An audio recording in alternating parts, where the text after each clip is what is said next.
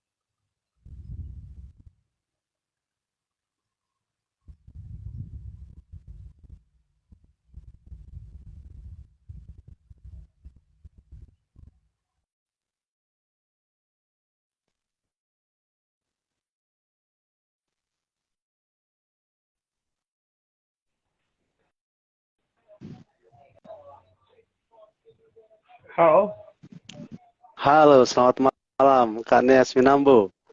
siap, siap Kakak. Selamat malam. Suara saya Kira-kira, terdengar? ya aman Kakak, jelas, jelas. Saya punya suara Oke, gimana? terima kasih nih waktunya. Terima kasih atas waktunya nih, Kak Nias Winambo. Siap Kakak, siap, siap. Hormat, salam hormat. Oke, terima kasih. Ini kita sapa teman-teman kita baru bergabung. Ada Franjo Ortega, ada Irfan, ada Erina Jati, ada Sidaharta. Selamat malam teman-teman yang nanti nonton ini secara live, juga yang nonton konten ini nanti secara offline. Senang sekali malam hari ini kita bersama dengan Kaneas Winambu. Senang sekali kita bisa menyapa teman-teman di Instagram Live. Saya Reno Delison Bakara. Pada hari ini Jumat 23 Desember 2022 di Inspiring Talk episode ke-61. Kita bersama seorang tokoh pemuda Papua yang memberikan dirinya untuk pendidikan di daerahnya dan di pedalaman Papua. Selama kuliah, beliau ini mengikuti seminar di beberapa negara, diantaranya di Amerika, Spanyol, India, Vietnam, Malaysia, dan Jepang, dan negara lainnya. Nanti kita tanya nih ke beliau, apa sih yang diseminarkan.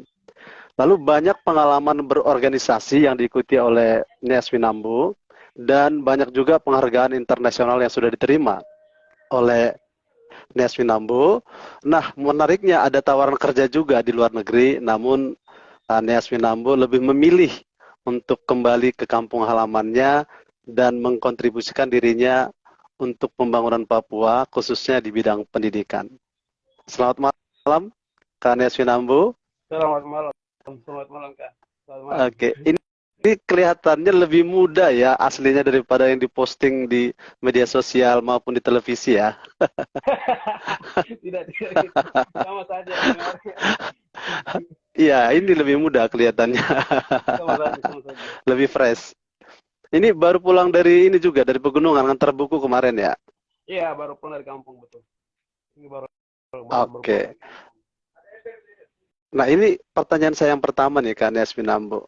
Kenapa memilih untuk pulang ke Papua? Em, Wah, ini pertanyaan yang sangat menjebak juga ini. Kenapa memilih pulang ke Papua ya? em, saya pikir pulang ke Papua itu sebuah suatu kebanggaan ya, suatu kebanggaan yang tersendiri untuk saya sendiri. Melihat banyak masalah, melihat banyak sekali eh, hal-hal yang belum terselesai, terutama di kampung saya sendiri. Jadi ya kalau bukan saya yang balik untuk membangun, siapa lagi gitu kan? Kata orang ya, kalau saya siapa terus kalau bukan sekarang kapan gitu kan? Tapi lebih kayak untuk saya itu lebih kayak untuk merasa bangga saja kalau pulang ke Papua, apalagi usia yang masih muda, kita masih Iya, sangat kuat, masih bisa uh, apa ya berjalan jauh, masih bisa ini aktivitas kan. Jadi kenapa usia yang sangat muda ini melakukan sesuatu di tempat sendiri daripada melakukan sesuatu di tempat orang lain atau di perusahaan lain gitu. Jadi lebih baik pulang ke kampung melakukan sesuatu hal yang ya mungkin tidak normal gitu kan ya, maksudnya punya skill punya title, terus ya kan sekarang kelebihan anak muda kan ya ingin kerja di perusahaan yang terbaik, dapat salary yang besar kan, tapi saya malah terbalik gitu kan, ya tadi bilang dapat orang kerja di Jepang, tapi ya ini usia masih muda nih, jangan muda gitu kan, lebih bagus cari sesuatu yang berbeda ya. Jadi mengerjakan sesuatu ini yang sekarang kegiatan itu pun melakukan dengan sukarela, dengan ya tidak ada biaya pun tetap jalan gitu. Jadi saya ingin sekali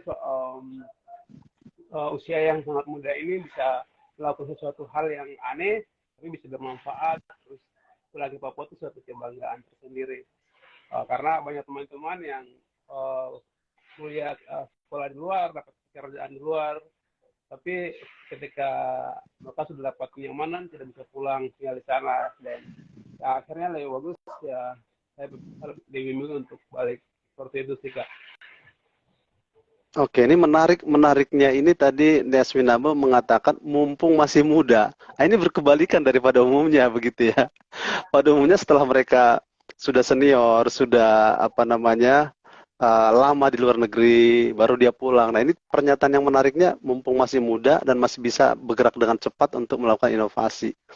Nah, sebelum kita bicara tentang pendidikan dan apa yang sudah Anda lakukan di Papua, khususnya di tempat Kak Nias Winambo tinggal, saya mau tanya dulu nih, gimana ceritanya sampai bisa dapat beasiswa kuliah? Karena itu kan salah satu titik lompat gitu, Kak Nias Winambo untuk sampai di titik ini. Gimana ceritanya bisa dapat beasiswa? Benar sekali. Jadi kalau bisa dibilang saya waktu SMP pun itu juga karena orang tua saya tinggal di kampung kan, jadi disupport sama orang, jadi ya dibantu, terus dapat beasiswa juga, SMA juga, dan kuliah pun waktu SMA orang yang dikasih beasiswa itu almarhum meninggal kan, jadinya mama saya meninggal, jadi saya lebih memilih untuk ini kalau saya ingin melanjutkan kuliah tapi bisa berhenti di tengah jalan karena tidak ada yang support saya. Saya sadar diri, gitu. Orang tua saya tidak mampu, orang tua saya tidak mungkin sekali membiayai saya sampai selesaikan kuliah. Sedangkan saya harus kuliah, saya punya nekat kuliah, tapi tidak ingin, sehingga waktu SMA itu pun bisa memberanikan diri untuk ikut les lah, dari informasi-informasi tambahan di luar sekolah, cari informasi beasiswa di mana yang menyediakan beasiswa, dan begitulah waktu itu saya dapat terima beasiswa dua kampus di Papua sama di Jakarta, dan saya lebih memilih untuk ke Jakarta karena saya lebih untuk challenge diri, siapa ya, mencari tantangan baru, karena kalau di Papua kan ya kita ketemu kita teman-teman dari Papua juga budaya yang sama begitu kan, jadi saya lebih Jakarta lah ini, apalagi ibu kota gitu kan, terus gaya hidup yang berbeda, akhirnya saya ambil beasiswa yang ke Jakarta di Tendria University. Di sana lah suatu batu loncatan. Memang awal-awal sekolah di sana memang banyak tantangan yang saya hadapi juga, sampai semester pertama mata kuliah semua jatuh kan, tapi saya bertahan, terus saya membuka diri, saya ingin punya niat untuk belajar, terus saya berusaha untuk berkawan dengan teman-teman yang di sana, untuk bagaimana cara mereka belajar, saya bisa belajar seperti mereka gitu. Jadi memang itu disitulah titik pengetahuan kita yang sangat besar sekali, sehingga saya bisa lulus, pas lulus pun juga bisa jadi salah satu mahasiswa lulusan terbaik dari kampus. Wow.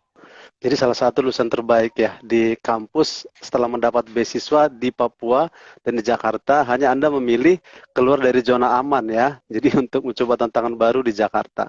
Dan ternyata itu membawa titik lompat ke hal yang lain ya. Ini saya baca di profil Nias Winambo itu ikut seminar di berbagai negara gitu ya. Di Amerika, di Spanyol, bahkan di Jepang, Malaysia dan seterusnya. Apa yang diseminarkan di sana? Diseminarkan di sana lebih ke waktu mahasiswa itu kan punya kesempatan yang banyak ya untuk ikut conference inilah itulah, terus itu semua bisa ada yang program yang fully funded, terus ada program-program yang juga self-funded. Puji Tuhannya semua kegiatan yang saya ikut itu semua fully funded, dan itu kebanyakan yang saya ikut kebanyakan tentang program leadership, youth leadership, terus juga youth exchange program, terus juga saya ikut tentang pendidikan juga saya ikut, karena kegiatan yang saya lakukan ini setelah waktu kuliah juga kami sudah melakukan campaign, dan waktu masih kuliah juga aktif di BEM, terus di organisasi, sehingga di sana ingin sekali untuk lebih banyak lagi pengalaman-pengalaman, tidak hanya di kampus tapi di luar, sehingga ikutlah kegiatan-kegiatan begitu. Dan puji Tuhan rata-rata program yang saya ikut semua lulus gitu, ada yang jatuh diri, dan program-program beberapa negara di Amerika, Eropa, terus Asia, itu semua fully funded yang saya dapatkan. Dan bersyukur sekali impian untuk ke beberapa negara itu salah satu impian saya begitu kan. Tapi kalau biaya sendiri tidak mungkin sekali sampai ke negara Amerika terus di Eropa. Tapi puji Tuhan waktu mahasiswa masih umur di bawah 25 tahun, impian saya bisa tercapai, bisa ke lebih dari 10 negara dengan fully funded. Wow. Oh, keren banget ya. Nah, itu sebabnya ya, ini portofolio ini, teman-teman, portofolio ini bisa satu pendorong, pemicu, trigger untuk kita bisa menjadi pemimpin. Portofolio yang sudah dilakukan oleh Neswi Nambo itu juga tentang seminar-seminar tentang leadership. Jadi kita nggak salah kalau memprediksi ke depan salah satu pemimpin-pemimpin yang ada di Papua itu adalah, salah satunya adalah Neswi Nambo, begitu ya. Amin. Karena portofolio yang diikutinya. Karena nggak ada yang secara instan gitu ya. Nggak ada cara itu kan butuh proses dan butuh portofolio di lapangan. Nah, ini pertanyaan tentang Papua nih. Sebenarnya apa yang Anda lihat tentang kondisi Papua saat Anda pertama memutuskan untuk kembali ke Papua, tidak di luar negeri, dan kondisinya sekarang ini? Gimana sih kondisinya di sana, khususnya bidang pendidikan? Ya, di bidang pendidikan kondisi di Papua sekarang memang sangat ini jauh sekali, tertinggal jauh sekali sama di bidang pendidikan. Dalam arti SDM-nya pun sangat beda jauh kualitas SDM antara di Papua dan teman-teman di luar Papua ya. Sistem pendidikan di sini pun sangat beda jauh. Kita di sini masih umur yang sudah tua, masih SMP, SMA, tapi di Jakarta, wah, umur yang sudah tua itu luar sana, maksudnya bukan Jakarta tapi luar Papua lah ya. Itu umur SMP SMA itu sudah bisa bikin apa, sudah bisa ngurus usaha gitu kan. Jadi dari sistem pendidikan kita di sini juga sangat tinggal jauh dibanding daerah-daerah lain. Dan saya pernah waktu pengalaman SD itu kan kita punya guru satu, dia mengajarkan 6 kelas dalam sehari, dan itu pun sekolah-sekolah lain pun sampai keadaan-keadaan seperti ini masih ada. Dan terakhir awal kita mulai kegiatan Hanoi ini pun kita masih dapatkan sekolah-sekolah yang juga gimana ada nama sekolah tapi tidak ada perawatan, tidak ada guru yang mengajar di sana. Terus buku-buku pun di kota-kota di luar Papua itu kan sudah ikut kurikulum Merdeka Belajar lah, kata 2013, 19, apa pokoknya yang itu yang terbaru. Tapi di sana malah yang masih lama sekali, dan daerah-daerah itu masih inginnya itu ya yang penting anak-anak itu sudah yang penting bisa baca menulis sudah. Bahkan ada yang tidak tahu baca menulis tapi mereka dipaksakan diluluskan begitu. Tapi kami kagetnya itu bagaimana anak-anak ini mereka bisa lulus padahal mereka tidak tahu baca. Sampai kayak misalkan mereka lulus SMP, lulus SMA, sampai kayak mereka lulus SMP ke SMA, guru-guru tanya baca gitu, mereka tidak bisa baca. Dan terus ini pada saat ujian kamu jawabnya gimana, itu kan aneh kan gitu kan. Terus sampai ada yang sampai kuliah pun mereka tidak tahu baca. Tapi itu realita yang ada. Dari memang tidak tahu baca tapi mereka bisa lulus, itu kan aneh. Dan itu kami temukan banyak teman-teman, banyak adik-adik yang kami temukan, dan mereka itu korban begitu. Mereka itu bukan mereka yang salah, mereka tidak salah, mereka itu korban. Yang salah adalah kami kami yang pemegang sistem, yang kami yang orang-orang yang atur polisi, karena ketidak sistemnya tidak terterapi, tidak kontrol, sehingga ya begitu saja. Ya mungkin yang ujian itu seluruh ya atas nama anak itu, sehingga anak itu bisa lulus gitu kan. Jadi anak itu jadi korban, dan dia bisa pun dia tidak tahu baca, tapi dia punya nama. Terus kadang juga ada yang salah isi tempat tanggal lahir. Jadi anak-anak itu ketika mereka lulus, ada banyak teman-teman saya gitu tuh, mereka lulus tapi umurnya sudah tua, dan ketika mereka mau misalkan mau jadi PNS atau mau apply kerja, itu mereka sudah tidak bisa karena umurnya sudah terlewat, dan karena mereka salah isi tempat tanggal lahir tahunnya. Jadi itu banyak hal-hal yang terjadi di pendidikan, padahal kan pendidikan ini kan dasar dari ekosistem untuk perubahan kehidupan sosial kan. Pendidikan ini kan dasar sekali, ekonomi, terus politik itu kan di atasnya pendidikan kan. Tapi pendidikan di Papua ini belum dibenahi, belum tertinggal jauh, sehingga saya harus pulang ini, harus melakukan pendidikan, harus menggerakkan pendidikan. Saya dan teman-teman ingin menyuarakan tentang ketidakadilan pendidikan di tanah Papua, terus daerah-daerah pelosok, sehingga ada awareness dari pihak-pihak terkait, terutama pemerintah. Dan puji Tuhan sampai sejauh ini sudah ada awareness yang terbangun dari pemerintah daerah. Sekarang ada guru-guru kontrak di daerah, dan bahkan saya pikir Papua itu kan ada isu-isu politik yang sangat kuat, tapi puji Tuhan sejauh ini banyak yang juga organisasi yang terlibat untuk pendidikan. Jadi kalau dibilang pelan-pelan, tapi pelan-pelan, dan tidak semua anak-anak mendapatkan dampak, tapi setidaknya satu dua sudah mulai benahi pelan-pelan gitu. Jadi itu sih Kak. Oke. Jadi sebenarnya dari SDM juga masih kurang, lalu pendidikannya juga belum merata, literasinya belum merata, akses pendidikannya juga belum merata, begitu ya. Saya tadi terenyuh juga mendengar menjadi masalah ketika usia menjadi kendala gitu ya, karena terlalu tuanya untuk jenjang SMP, lalu lulus SMA, ambil PNS mungkin usianya sudah 35-an gitu, jadi terkendala dengan usia. Ini juga menjadi perhatian memang untuk pemerintah begitu ya. Benar juga ini bukan salah dari masyarakat gitu ya, tapi mungkin ya itu menjadi tantangan politis untuk Papua. Nah, saya baca di Wikipedia itu bahwa Anda mendirikan dan teman-teman mendirikan perpustakaan gitu. Gimana ceritanya itu? Jadi ini perpustakaan itu namanya Hanuweni. Hanuweni ini suatu perpustakaan yang kita tidak sendiri, tapi kita biasanya itu kolaborasi dengan organisasi atau sekolah-sekolah lokal di kampung-kampung yang ya di pedalaman-pedalaman dan juga di sapu kampung sendiri.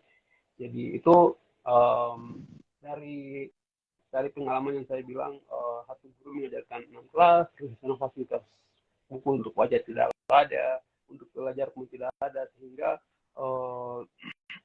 saya dan teman-teman mengkumpulkan buku-buku, membuka donasi buku-buku di Jayapura, di Jakarta, di beberapa teman-teman beberapa daerah. Terus kami mendonasikan buku-buku tersebut ke sekolah-sekolah yang sangat butuh buku-buku tersebut. Jadi tidak hanya sekolah, tapi juga organisasi, terus juga ke tempat-tempat di kampung-kampung yang membutuhkan pendidikan. Dan puji Tuhan sejauh ini kami sudah kami sudah distribusikan buku-buku ada sekitar 35.000 lebih itu di daerah pedalaman di Provinsi Papua, Papua Barat, Papua Pegunungan, di Maluku, dan itu kami tidak sendiri, kami kerjasama dengan organisasi lokal yang sudah ada di sana, karena kami sendiri pun kami tidak kewalahan, kayak masalah tempat, masalah sumber resources. Jadi kami memanfaatkan apa yang ada di sana, terutama dari pihak gereja, terus dari pihak pesantren juga, kita juga di muslim juga, terus dari pihak sekolah kita kerjasama bergandengan tangan untuk ketika kita ya Hanu ini jadi jembatan untuk mereka, ketika mereka butuh buku-buku melalui kita supply buku-buku mereka gitu. Dan mereka pakai untuk mengajar, mereka taruh di perpustakaan mereka untuk adik-adik yang bisa baca, bisa datang ke perpustakaan tersebut. Dan itu sudah berjalan sejak tahun 2018.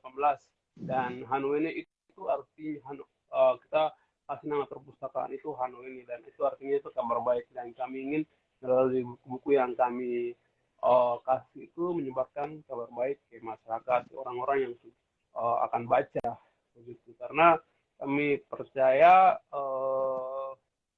melalui buku-buku itu bisa membawa dampak, bisa membawa perubahan ke kehidupan seseorang gitu. Karena semua informasi ya sekarang mungkin ada gadget, ada HP yang bisa, cuman HP itu kan tidak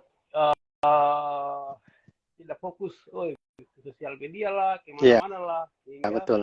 apa yang kita mau ini tidak fokus gitu ya cari. Jadi kalau ke buku, mungkin satu buku itu kan dia membahas kupas-kupas dari misalkan dari pohon ini dari biji nih, terus dari tumbuh jadi gini, terus jadi daunnya gini, terus jadi batang, terus jadi besar sampai dia berbuah gitu kan. Jadi di buku itu kan menjelaskan bertahap dari mulai sampai selesai gitu kan. Kalau di HP itu kan ya mungkin setelah ini wah setengah-setengah gitu. Jadi walaupun memang sudah zamannya sudah canggih, zamannya sudah canggih, tapi saya pikir membaca buku di buku lebih ininya pengalamannya lebih gede daripada baca buku di HP gitu. Jadi itu yang kita campaign untuk masyarakat. Ayo kita harus baca, melalui kita baca kita akan tahu banyak informasi, terus banyak hal-hal yang kita akan tidak tahu pun kita bisa pelajari di sana. Dan selain itu pun juga kami support juga ke orang-orang yang belum tahu baca menulis, untuk mereka bisa baca, karena di Papua itu kan salah satu provinsi di Indonesia yang angka buta huruf tertinggi nomor 1, dan salah satunya di kita punya kampung. Dan puji Tuhan, saya punya kampung itu sudah keluar dari buta huruf, semua orang bisa baca, karena kami bekerja sama dengan pihak-pihak pemuda untuk mengajarkan masyarakat semua. Jadi sekarang sudah tidak buta huruf lagi, dan kami sekali ini juga bisa terapkan di kampung-kampung lain yang ada buta hurufnya. Jadi mereka biar bisa juga tahu baca dan menulis gitu. Dan karena ini zamannya ini sudah mulai maju, dan orang harus bisa baca dan tulis, terus menghitung. Cuman kita di sini masih tinggal jauh, dan itu salah satu tantangan untuk saya dan teman-teman untuk biar masyarakat ini bisa tahu baca menulis juga. Begitu Kak. Wow. Keren banget ya. Nah ini coba kita baca, ada beberapa komentar dari teman-teman kita ini. Ada dari Huzainwati, sukses terus Kak Neas, semoga bisa jadi Menteri Pendidikan. Wow, dan semoga Papua tambah maju di tanganmu. Kalau ke Arizona lagi kita ketemuan ya. Oke, mantap. Lalu ada dari Krisna, keren, luar biasa kakak, semangat. Oke. Nah tadi saya tangkap Neas Winambo dan teman-teman mendirikan perpustakaan Hanobi. Apa tadi, maaf? Hanoweni, artinya kabar baik. Nah, menariknya sudah 3.500 buku didistribusikan bekerja sama dengan gereja, pesantren, dan organisasi yang ada di sana begitu ya. Jadi tidak bekerja sendiri. Karena kita tahu juga mungkin akses ke perkampungan, ke pegunungan itu juga sulit begitu ya. Jadi butuh kendaraan dan hal-hal yang lain ya. Nah, mungkin yang menjadi pertanyaan saya, bagaimana Anda mengumpulkan 3.500 buku itu? Apakah ada donasi dari luar negeri, atau dari Jakarta, atau dari Papua sendiri, atau bagaimana distribusinya? Atau sampai sekarang masih open donasi? Oke, kalau untuk donasi buku memang kita selalu terima setiap kapan dan saat, dan buku jenis apapun kami terima. Jadi buku-buku tersebut kami dapatkan dari orang-orang, terus ada orang-orang yang tahu tentang pekerjaan kita, tentang kegiatan kita mereka kirim buku-buku, terus ada juga yang Oke. donasi uang misalkan. Jadi kalau buku-buku tersebut semuanya itu didonasikan dari orang, dan kami tidak batasi jenis apapun, dari buku agama, dari buku pokoknya apapun kami terima. Dan terus setelah Oke. itu tim kami menyeleksi buku-buku tersebut sebelum kirim ke daerah, ke sekolah atau ke tempat yang mereka. Jadi mereka request ini kita butuh buku-buku kayak gini, terus sekian banyak, sehingga tim kami seleksi.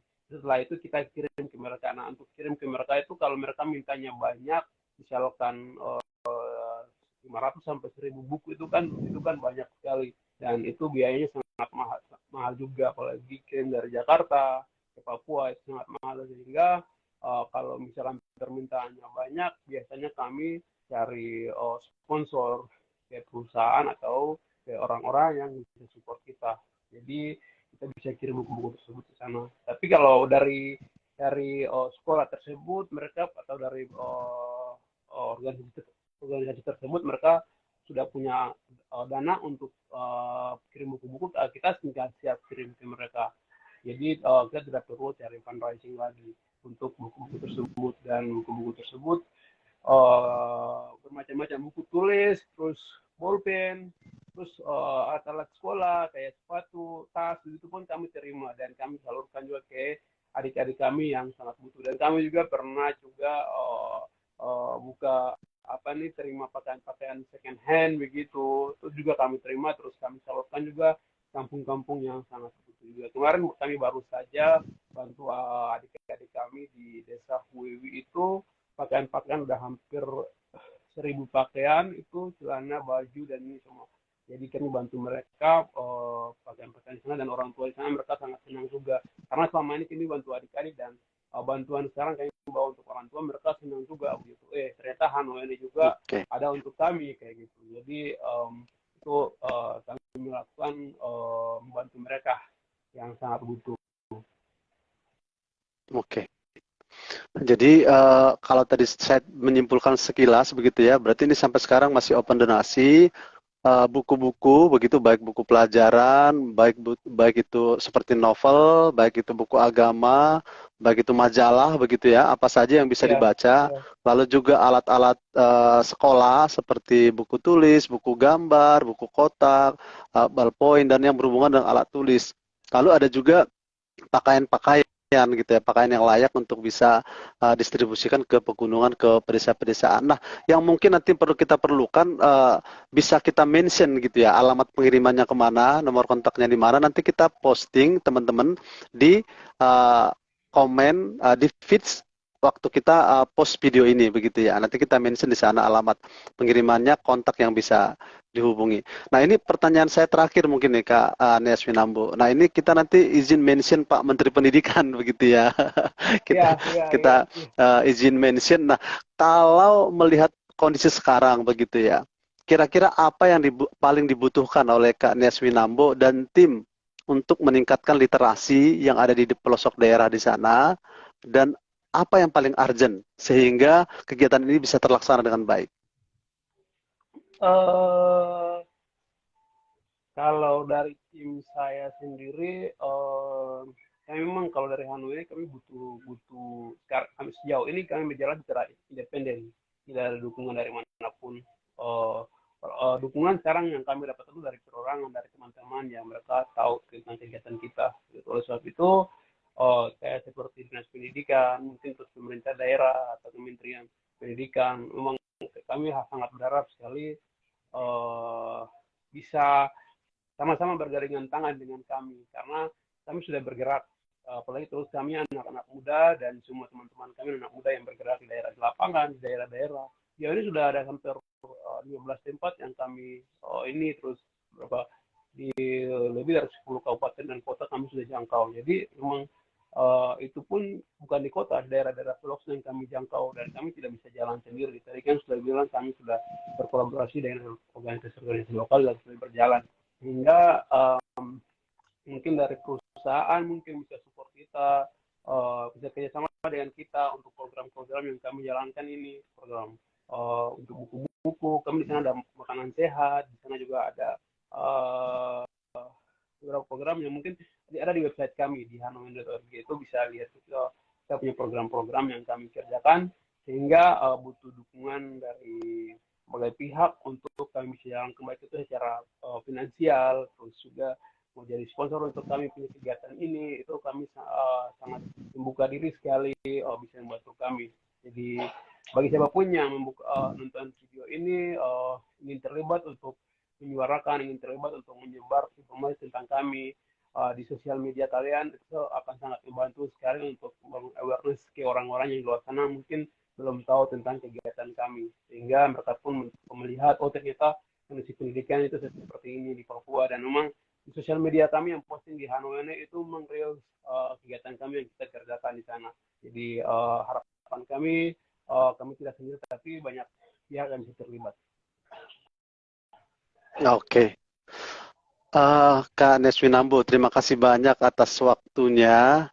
Semoga teman-teman bisa mendapat inspirasi dan obrolan ini juga bagi teman-teman yang bisa menyebarkan di media sosialnya masing-masing.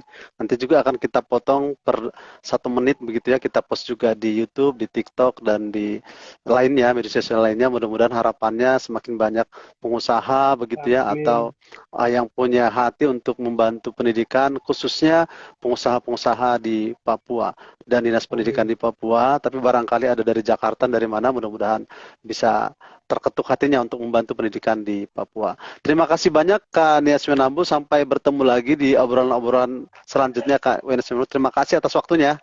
Terima kasih. Iya, Kak. Sukses selalu. Juga, Kak. Amin, amin. Oke. Selalu dan sehat selalu. Oke, teman-teman, saya Rendrison Bakara undur diri. Terima kasih sudah bergabung dan ikut berpartisipasi di obrolan ini. Hari Selasa minggu depan kita masih ngobrol lagi teman-teman dengan seorang anak muda, perempuan, wanita di Sumatera Utara yang membuat aktivitas literasi ke pelosok-pelosok daerah. Semoga sukses selalu Kak Nias Winambu dan teman-teman. Salam sehat selalu. See you. Terima kasih semua. Selamat malam.